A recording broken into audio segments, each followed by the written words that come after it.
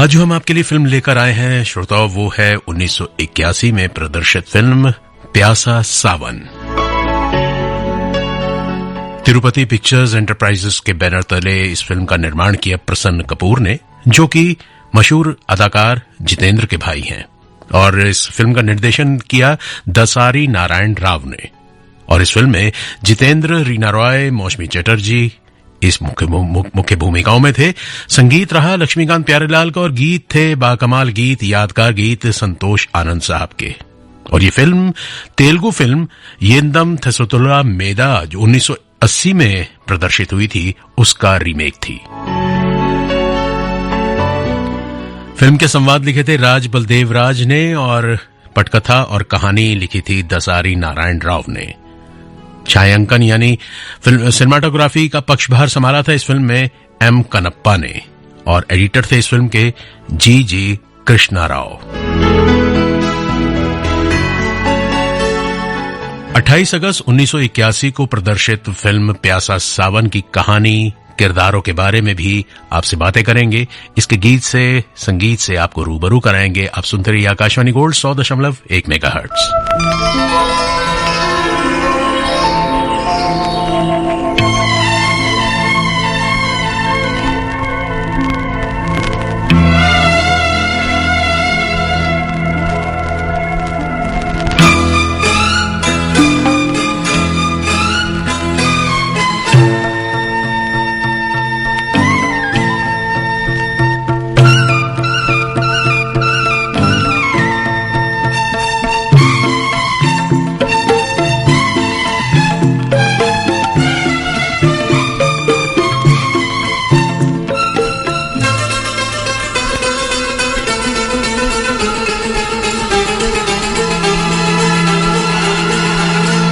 इन हसीन वादियों से, इन हसीन वादियों से दो चार नजारे चुरा ले तो चले, चुरा ले तो चले।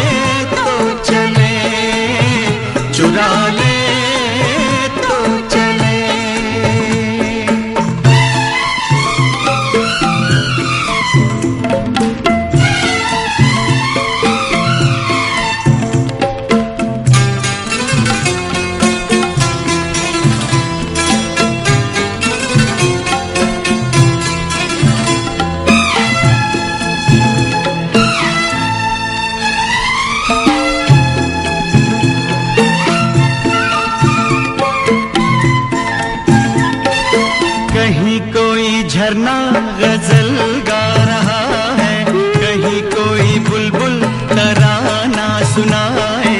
यहाँ हाल ये है कि सांसों की लय पर ख्यालों में खोया बदन गुनगुनाए।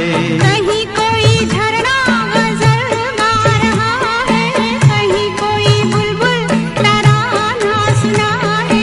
यहाँ हाल ये है कि सांसों की लय पर ख्यालों में खोया बदन गुनगुनाए। इन लजीज झुमटों से दो चार शरारे चुरा ले तो चले, चुरा ले तो चले।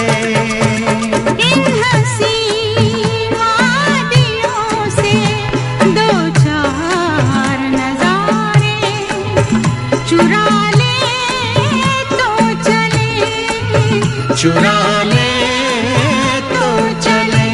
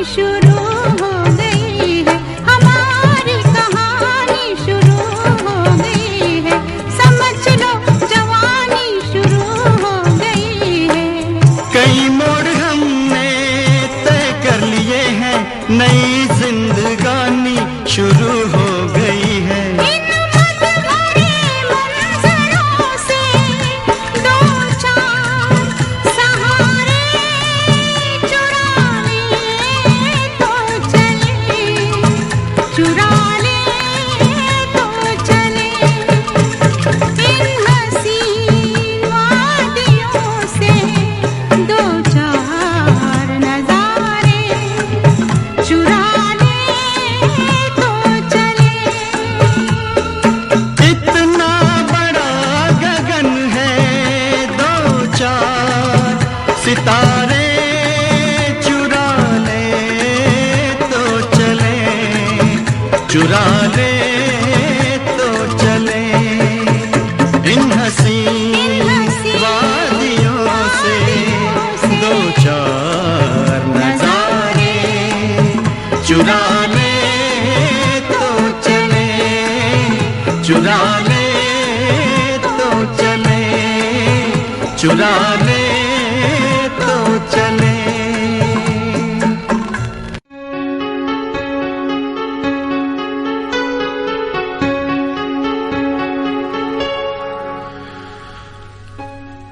प्यासा सावन, जितेंद्र, रीना रॉय और मौसमी चटर्जी मुख्य भूमिकाओं में।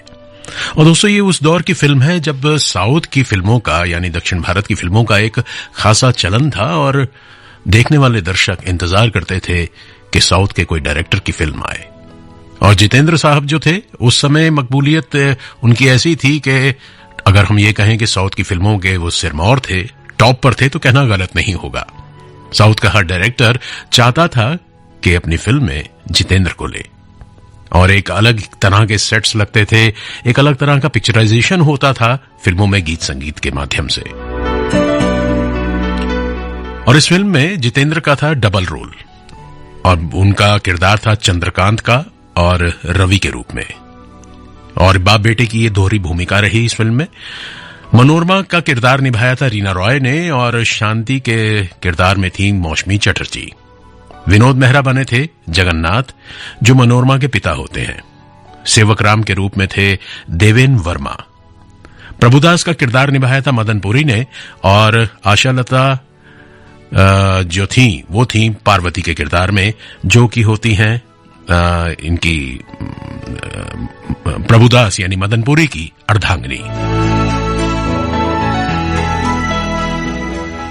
फिल्म की कहानी कुछ यूं है कि चंद्रकांत जो है एक पढ़ा लिखा इंजीनियर है, लेकिन नौकरी नहीं मिल रही, नौकरी की तलाश में है, लेकिन हिम्मत नहीं हारता। लगातार अपने धुन का पक्का है, इरादों का पक्का है कि मुझे जीवन में कुछ बढ़ना है, और इसी कोशिश के साथ वो लगातार नौकरी की तलाश में है। लेकिन थक हार जाता है, नौकरी नहीं मिलती। इस बीच प्रभुदास जो है वो एक करोड़पति इंसान है, और उनको इंतजार है कि उनके बचपन के दोस्त के बेटा जो आएगा उनके घर पर, उसके साथ वो अपनी बेटी का रिश्ता तय करेंगे। लेकिन गलती कह लीजिए या नियति का खेल कह लीजिए कि गलती से अपने अमीर दोस्त का बेटा वो समझ बैठते हैं चंद्रकांत को, और उसको नौकरी के लिए भी बोलते हैं कि तुम्हें नौकरी की क्या जरूरत है। तो वो कहता नहीं, मैं अपने पैरों पे खड़ा होना चाहता हूं। और बस वो इस बात से कायल हो जाते हैं और वो कहते हैं कि मैं तुम्हारे साथ अपनी बेटी की शादी करने की इच्छा रखता हूं। और शांति से भी यानी अपनी बेटी से भी वो चंद्रकांत की मुलाकात करवाते हैं अपने बचपन के दोस्त के बेटे के रूप में। बस फिर क्या था, धीरे धीरे दोनों में प्यार पनपने लगता है। शांति अपना सब कुछ समझ लेती है चंद्रकांत को।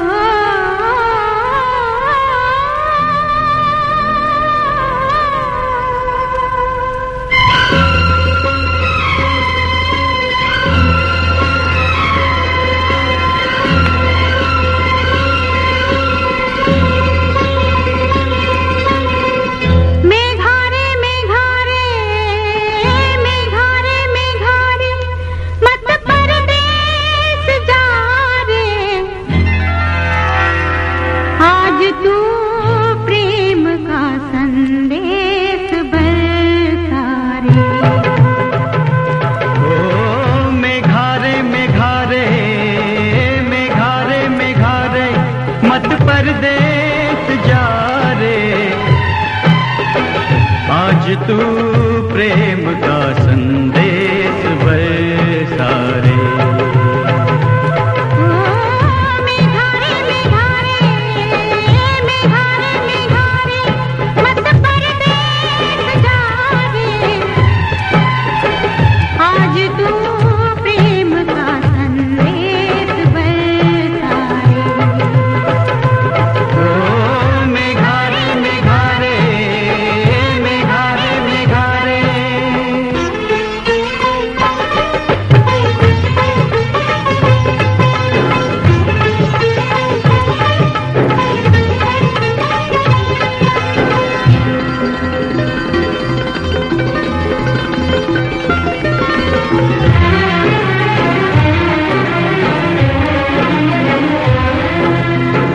कहाँ से तू आया कहाँ जाएगा तू के दिल की अगन से पिघल जाएगा तू। धुआं बन गई है ख्यालों की महफिल, मेरे प्यार की जाने कहाँ होगी मंजिल। ओ मेघारे मेघारे मेघारे मेघारे मेरे गम की तू दवा रे। आज तू प्रेम का संदेश बरसा रे। ओ मेघारे मेघारे मेघारे मेघारे।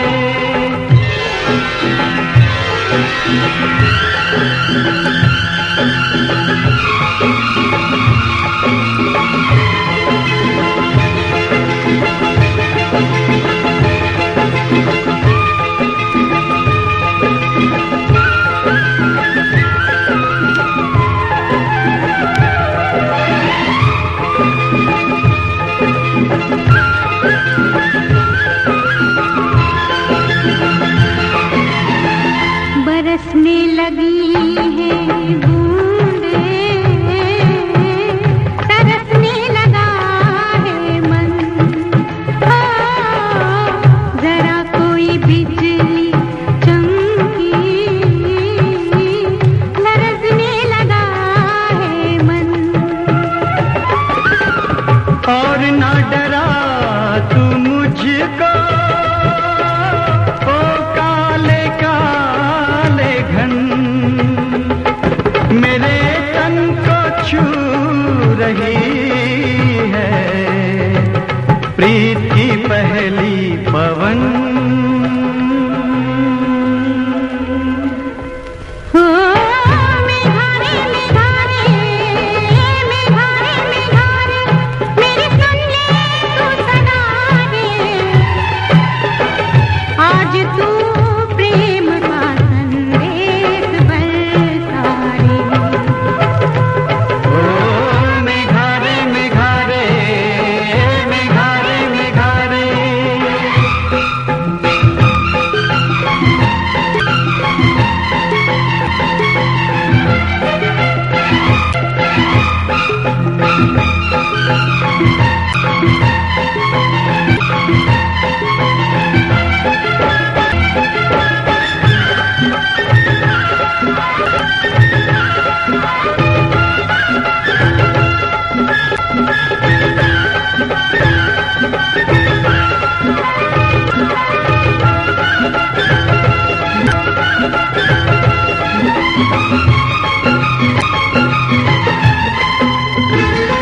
मन का मयूरा आज मगन हो रहा है।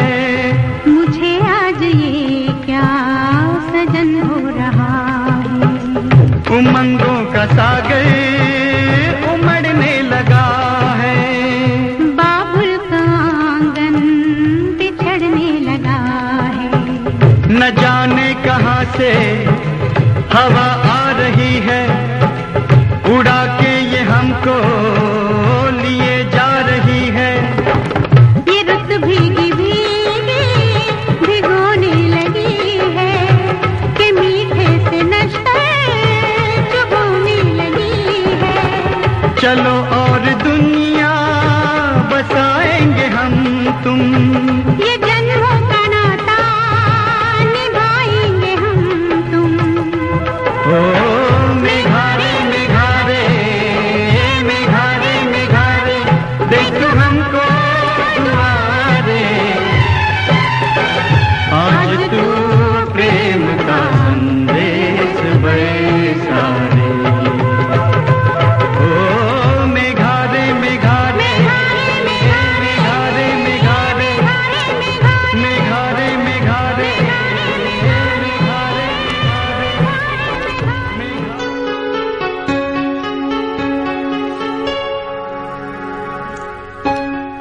चंद्रकांत और शांति का प्यार परवान चढ़ता जा रहा है और प्रभुदास जो हैं, शांति के पिता, वो भी यही चाहते हैं कि चंद्रकांत और शांति का विवाह हो जाए और बचपन की दोस्ती जो उनकी है अपने दोस्त के साथ, वो एक रिश्ते में तब्दील हो जाए।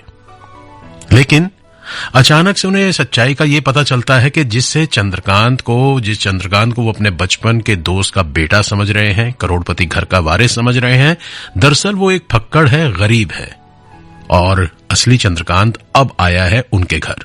हालांकि इसमें उस चंद्रकांत की कोई गलती नहीं है, उसने कोई धोखा नहीं दिया, क्योंकि प्रभुदास अपने मुनीम को भेजते हैं रेलवे स्टेशन पर कि भाई जाओ और चंद्रकांत को लेकर आओ, उसे नौकरी की तलाश है, वो स्वाभिमानी लड़का है और वो हमारे घर पे रहेगा, मैं उसे नौकरी दूंगा, वगैरह वगैरह। तो लिहाजा मुनीम जो है असली चंद्रकांत की जगह इस चंद्रकांत को लेकर घर पहुंच जाता है और उसका परिचय करवा देता है कि यही वो लड़का है जिसको लेने आपने मुझे स्टेशन भेजा था।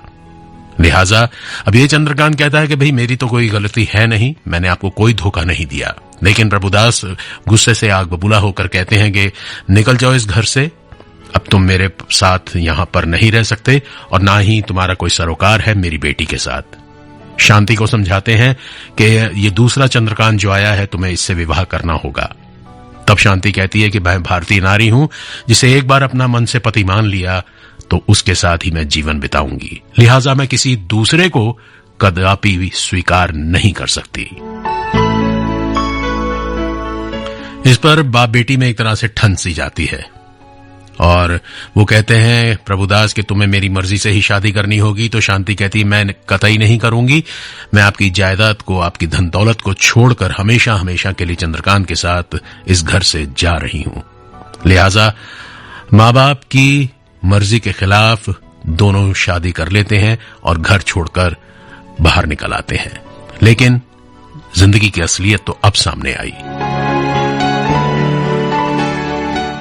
न पास में कोई नौकरी, न सर छुपाने के लिए कोई छत, लिहाजा दरबदर की ठोकरें खाते हुए दोनों पहुंचते हैं, यानी शांति और चंद्रकांत, जगन्नाथ के पास। जगन्नाथ के पास एक कमरा है जिसे वो किराए पर देना चाहता है।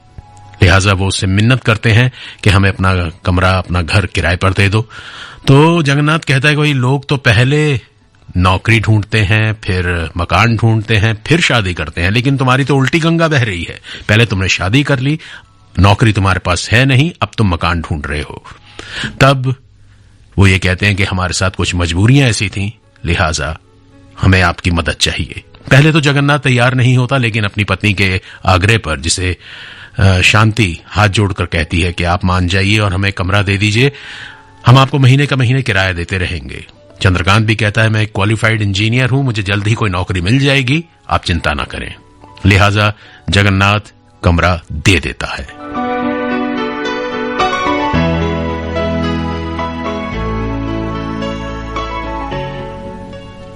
दोनों को बहुत मुश्किलों का सामना करना पड़ रहा है।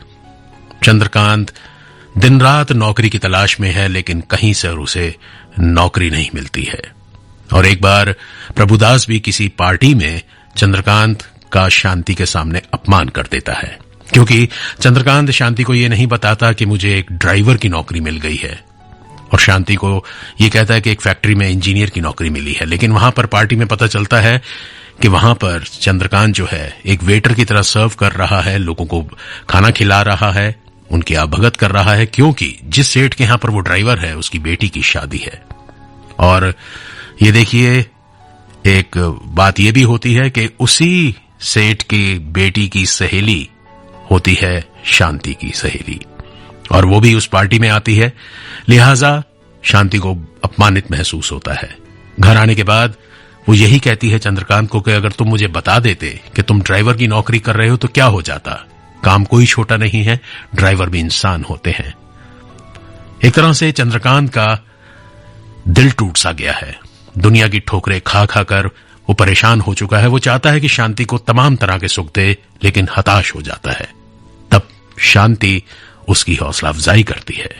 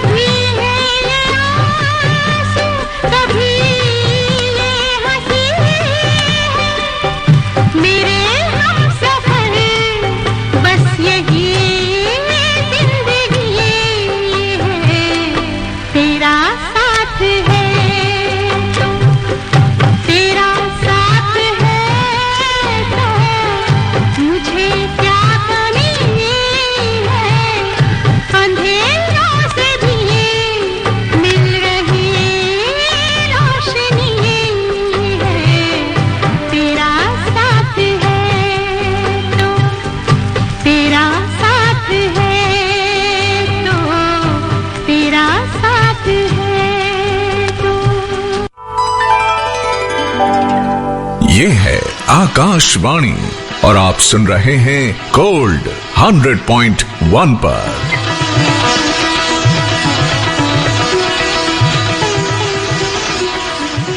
आत्मनिर्भर भारत उत्सव के शानदार आयोजन का हिस्सा बनने के लिए आइए भारत मंडपम, हॉल नंबर 1 से 6, प्रगति मैदान, 3 से 10 जनवरी तक। आनंद ले स्थानीय व्यंजनों, जीवंत सांस्कृतिक कार्यक्रमों और भारत के विभिन्न क्षेत्रों के वस्त्रों के साथ हस्तकला के प्रदर्शन का आना ना भूलें। प्रवेश निःशुल्क।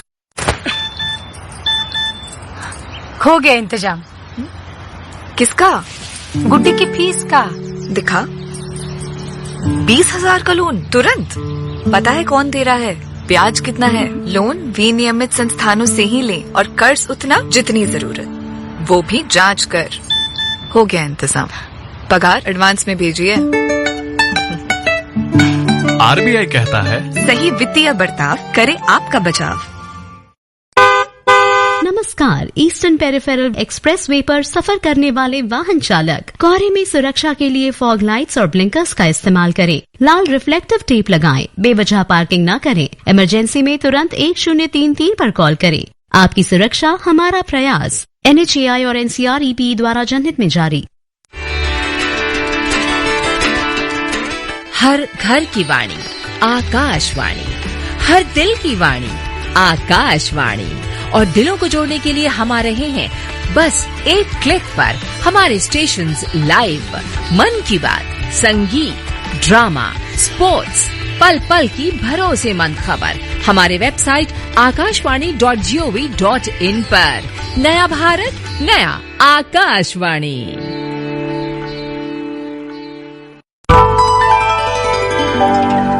ये है आकाशवाणी और आप सुन रहे हैं गोल्ड 100.1 पर।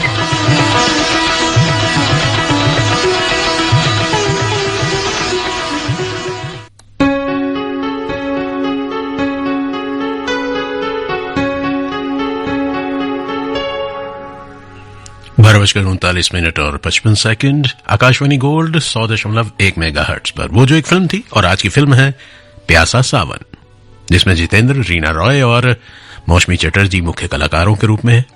बहरहाल कहानी आगे बढ़ती है और अब चंद्रकांत जो है दिन रात की मेहनत करता है। किस्मत साथ देती है। एक सौदे में उसे कमीशन के तौर पर 1 लाख रुपए मिलते हैं और वो उस पैसे से इतना बड़ा साम्राज्य बनाता है, विशाल साम्राज्य। कड़ी मेहनत दिन रात की करता है। साथ में जगन्नाथ को भी अपने ऑफिस में नौकरी दे देता है।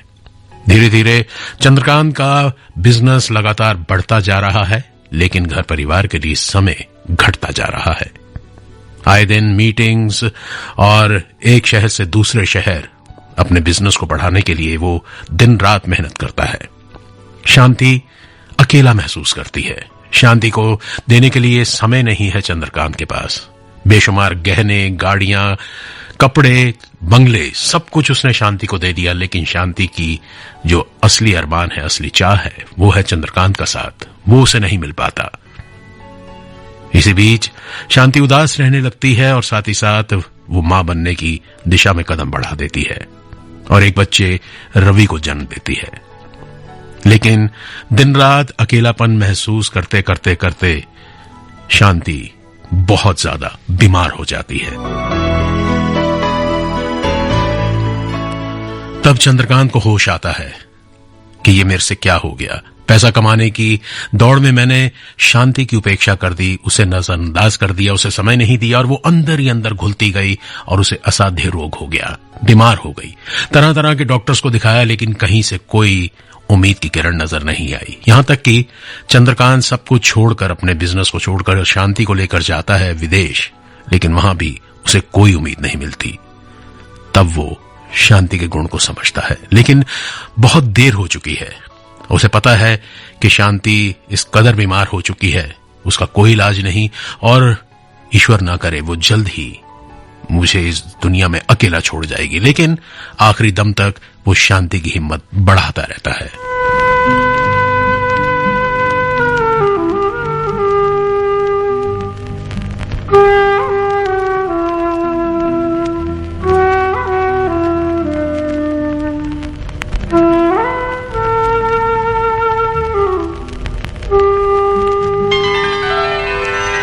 तेरा साथ है तो मुझे क्या कमी है, तेरा साथ है तो मुझे क्या कमी है।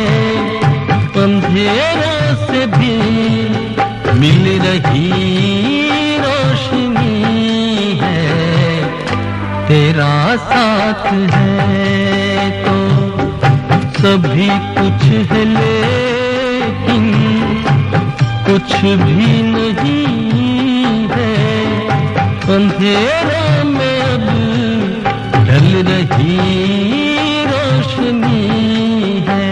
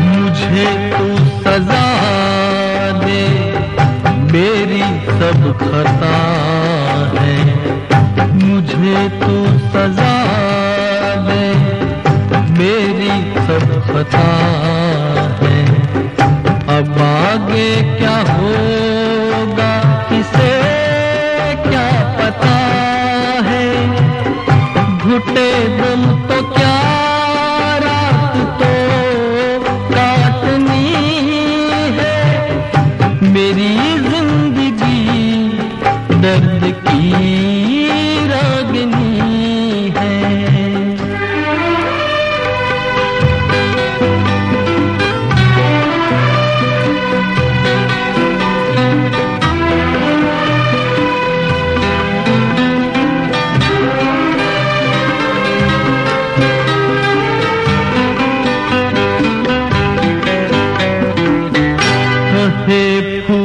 तुझसे जरा सुन को डाली, कहे फूल तुझसे जरा सुन को डाली, खिज़ां में अकेला करेगा क्या माली, बता तो ये कैसी आंधी उठी है, बहारों में गुलशन की डोली लुटी है, डोली लुटी है।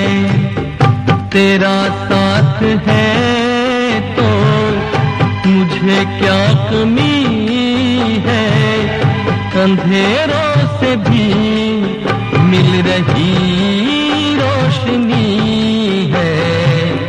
तेरा साथ है तो, तेरा साथ है तो, तेरा साथ है तो।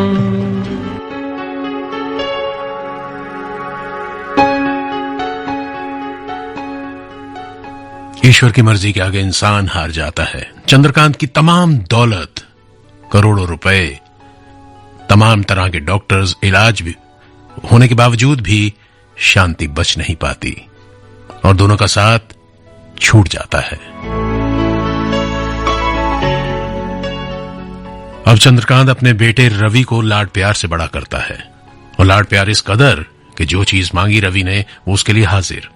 लिहाजा रवि जो है एक नौजवान हो जाता है और उसके बाद जिम्मेदारियों से कोसों दूर है। जिंदगी को केवल हंसी मजाक के तौर पर लेना, दोस्तों के साथ पार्टी, घूमना फिरना, और सबसे बड़ी चीज उसकी जिंदगी में जो उसका प्यार आ जाता है वो है मनोरमा। उसके साथ रंगीन सपने बुनने में हमेशा खोया रहता है रवि।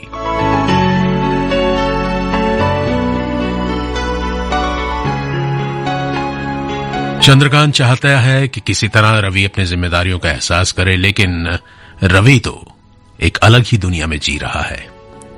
उसे कल की कोई परवाह नहीं है, क्योंकि उसे पता है कि उस सर पे उसके पिता का साया है, करोड़ों की जायदाद का वो अकेला वारिस है। लिहाजा उसे काम करने की भला क्या जरूरत है, और वो जिंदगी को एक बहुत ही मस्त अंदाज में जीने का आदी हो जाता है।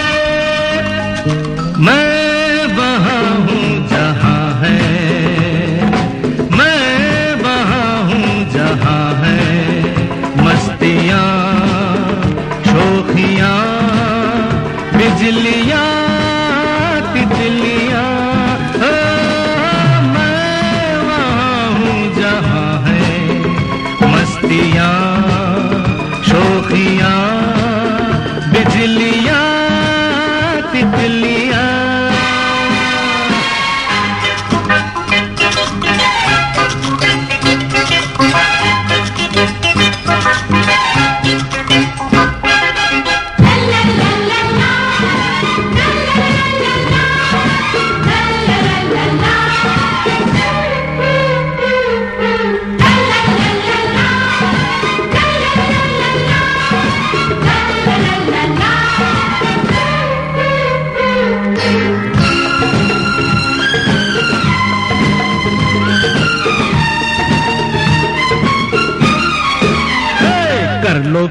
जवानी में कर लो प्यार, हो कर लो प्यार, हो कर लो प्यार जवानी में, ये काम जरूरी है,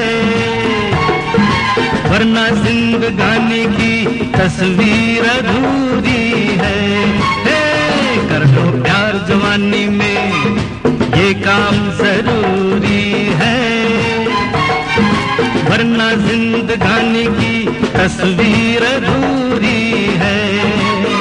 ये हंसी महफिलें मिलेंगी फिर कहाँ, हो मैं वहाँ हूँ जहाँ है मस्तियाँ शोखियाँ बिजलियाँ तितलियाँ।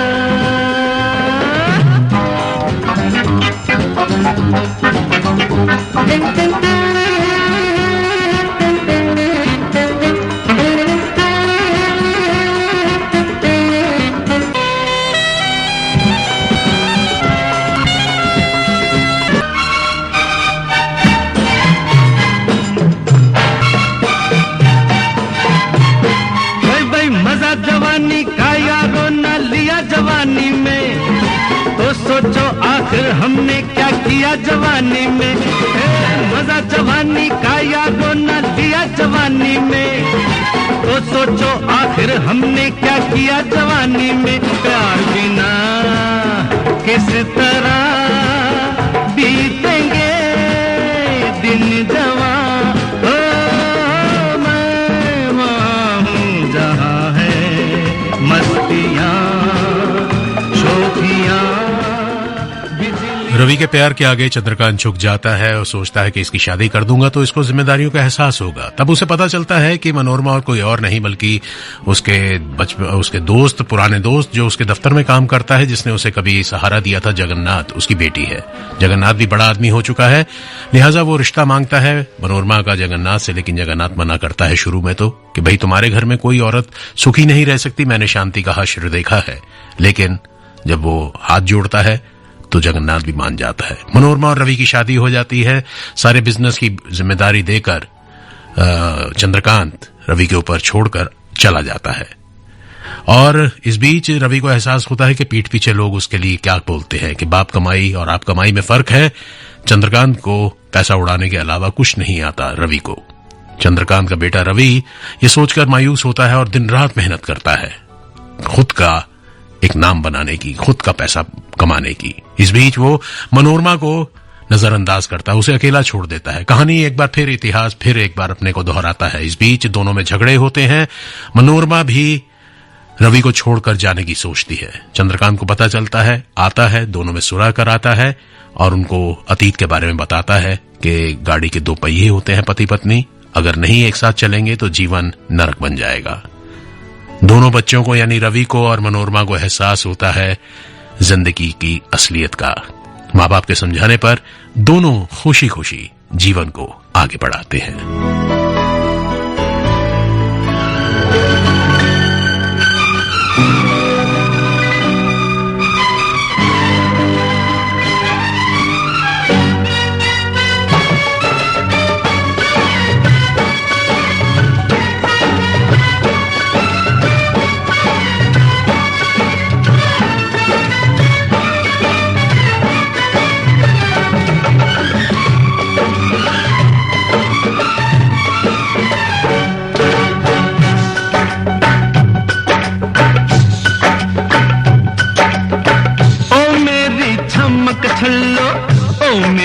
थमक छल्लो, 2 दिन की है जिंदगानी, ओ मेरी चमक छल्लो, 2 दिन की है जिंदगानी। तू प्यार मुझे कर ऐसे, मैं लिख दूं प्रेम कहानी। ओ मेरे राम लुभाया, ओ मेरे राम लुभाया, क्या लिखनी प्रेम कहानी।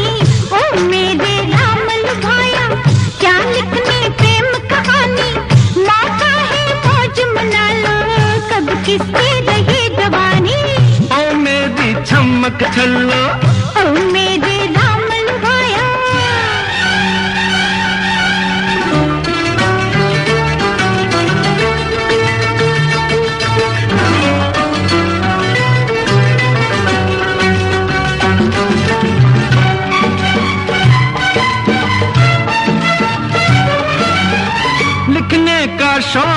मुझे है, लिखता हूँ दिल की बातें, लिखने का शौक मुझे है, लिखता हूँ दिल की बातें, थोड़ी सी दिन की बातें, थोड़ी रातों की बातें। दिन के क्या तौर तरीके, रातों की नीयत क्या है, तुम तो क्या जानो इस पर मौसम की चाहत क्या है। दिल जो कहता है उसको आंखों से मैं कहता हूँ, दिल जो कहता है उसको आंखों से मैं कहता हूँ, दिल की हालत को समझो, रुत है कितनी मर्दानी। ओ मेरे राम लुभाया, ओ मेरे राम लुभाया, क्या लिखनी प्रेम कहानी, मौका है मौज मना लो, कब किसकी रही जवानी। ओ मेरी छमक छल्लो, ओ मेरे राम लुभाया। प्यासा सावन की कहानी यहाँ तक ही। इजाजत दीजिए, लेकिन आप सुनते रहिए आकाशवाणी गोल्ड 100.1 मेगाहर्ट्ज, क्योंकि 1:10 पर दिल ढूंढता है में फिर से आपसे होगी मुलाकात।